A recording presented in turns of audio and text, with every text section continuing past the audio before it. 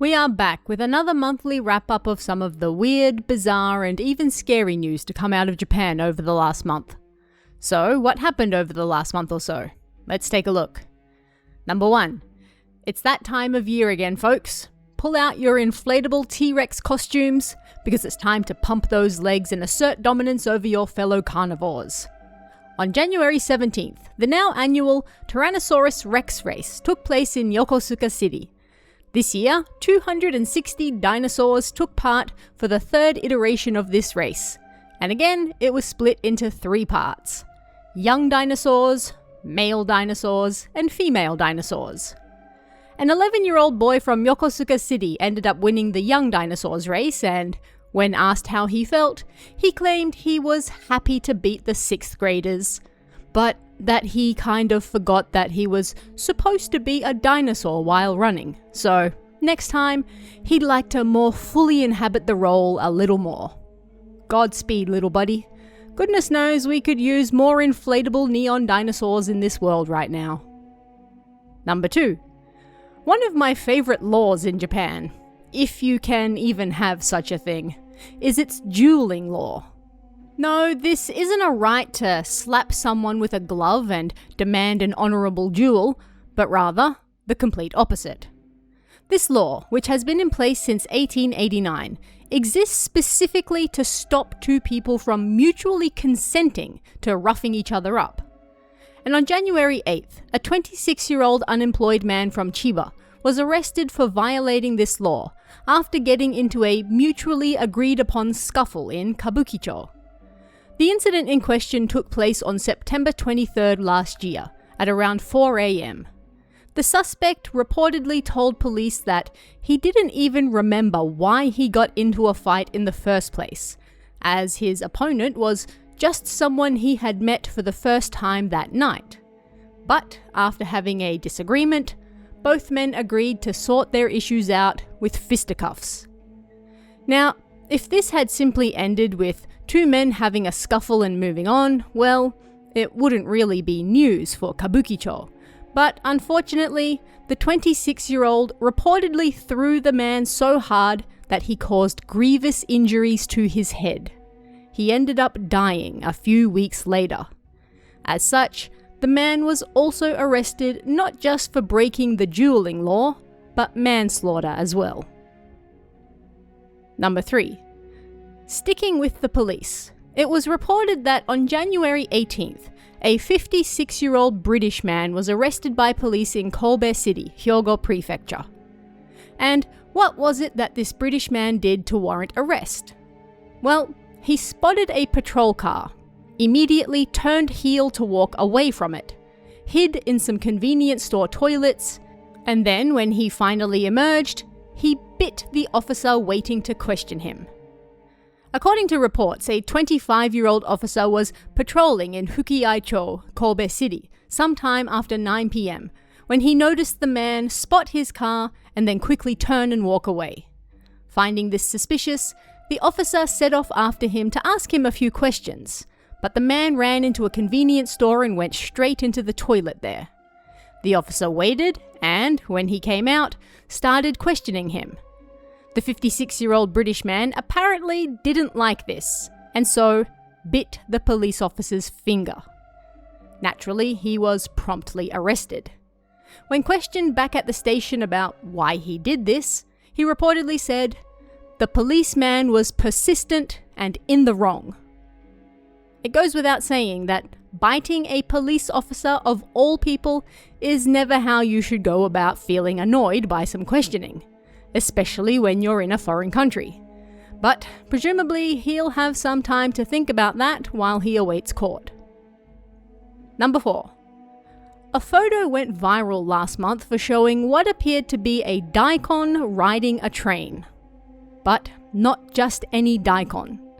This poor little guy looked to be absolutely exhausted with life, sitting with his back to the window and unable to even lift his head as the leaves on the top of his head drooped to the floor, mirroring how many of us feel these days, I'm sure. But why was he on the train? What had this little guy so exhausted with life?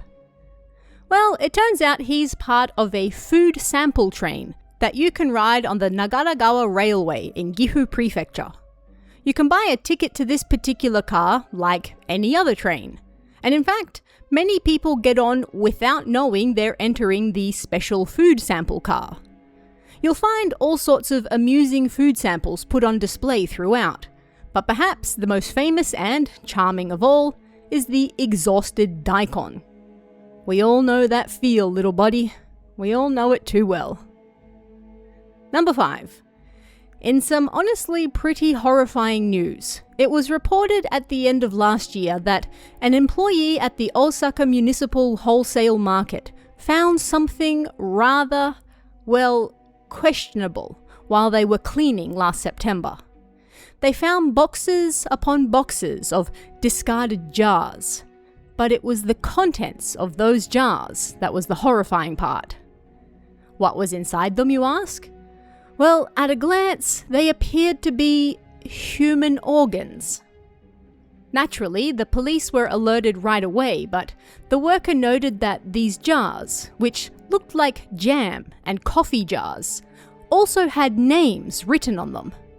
These jars with names and what appeared to be parts of the human body inside had just been left in the garbage disposal area in numerous cardboard boxes. Of course, supposing these were actual body parts, well, you can't just throw them in the trash like that. So, police were investigating not just what exactly was in the jars, but who left them there. It was thought that they were perhaps the remains of various surgeries, but there are so many questions left unanswered about this one, honestly. Always dispose of your human organs properly, folks. Don't leave them in the market trash. Number 6. Now, I'm not a huge anime watcher these days. I tend to read more manga. But the recent Chainsaw Man movie has hit the news in Japan over something honestly kind of funny. People keep visiting a phone booth in Jinbocho in Tokyo to leave flowers, which is apparently something that happened in the movie. In the Chainsaw Man Reze arc movie, there's a scene where Denji meets the aforementioned Reze at a phone booth in Tokyo and hands her a gerbera.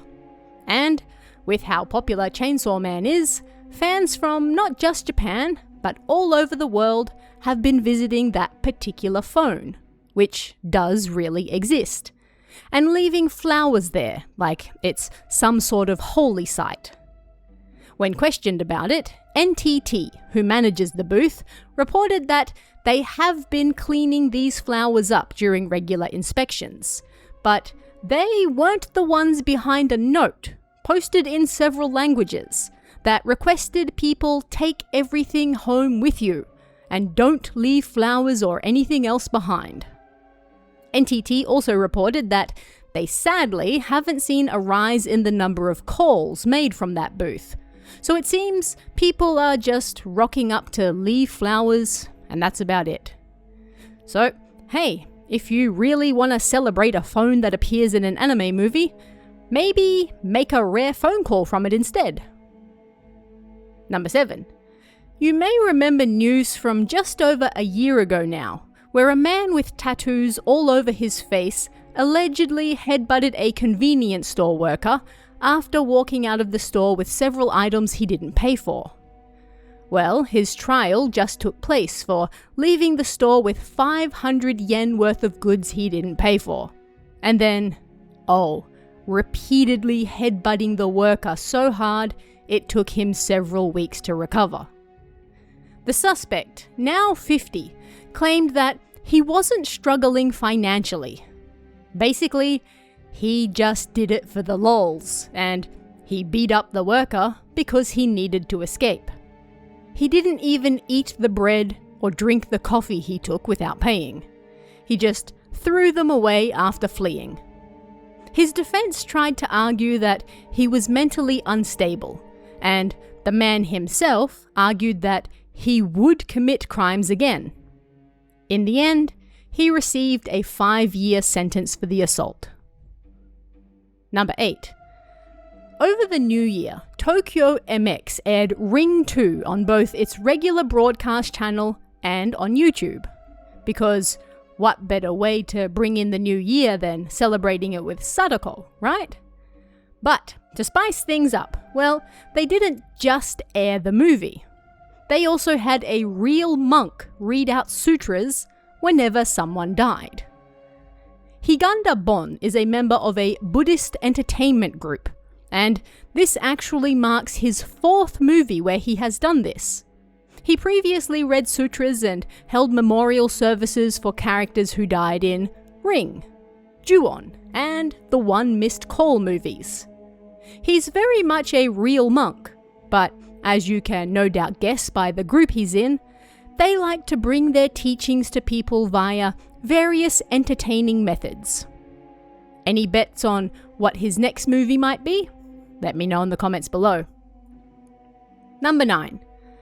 On January 14th, a 67-year-old executive of a construction company in Komatsushima City was arrested on suspicion of leaving DVDs around various establishments in the city. Why would that get you arrested, you ask? Well, it seems that the content of those DVDs were lewd images and videos, and horrifyingly, they appeared to be secretly filmed. According to police, the man reportedly left behind a DVD in a coin laundry on December 9th last year.